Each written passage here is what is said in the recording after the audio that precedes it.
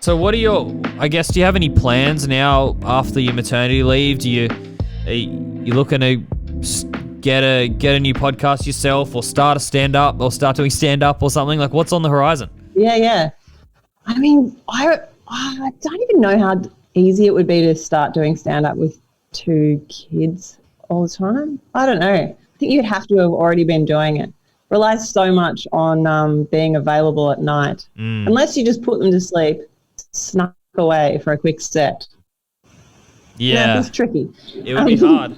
What, have you ever done it? A little bit. I've done a little bit. I did like a show last year, a solo show, which was stand-up, and mixed with some sort of sketch stuff, which was all about being a first-time parent, which was really fun and hectic. I don't know how I did that in the end with like having a baby plus doing Triple J plus everything else.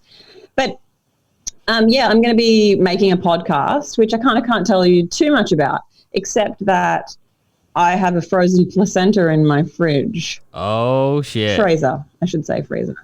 Yeah, and so that is a part of the podcast.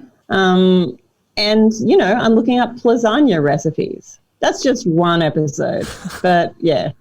When can we expect to hear that? It sounds like we're going to be following you on a pretty day-to-day real-life journey. Yeah, it's taken up a lot of my time and energy at the moment. It's as well as Prop here, who's just like adorably sleeping so calmly.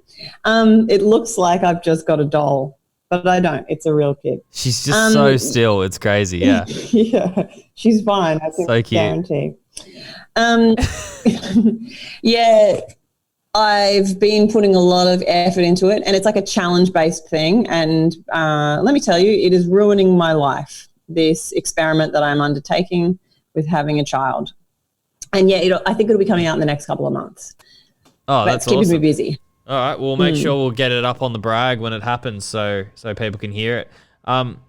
What do you think is going to happen to the comedy scene, now that COVID... I mean, comedians seem like they're going to be just as affected as musicians. I mean, if not more, right? Because I feel like musicians can record records, do live streams. There's things that they can be doing, whereas comedians, I guess comedians could do skits, but, you can't record a special to no crowd. You can record an album to no crowd. Yeah, although they, like Stan is doing a special with comedians just setting up cameras in their living rooms, which I imagine would be completely awkward because there's no one laughing. Yeah. Like really odd. A little bit like McAuliffe doing his show or Charlie Pickering or whatever, like doing comedy to no audience, which is uncomfortable. But yeah, it'll be really interesting to see how it happens because I imagine, with pubs and not actually getting,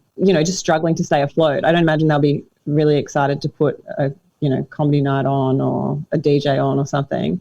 We'll see though. Who knows how it'll all pan out.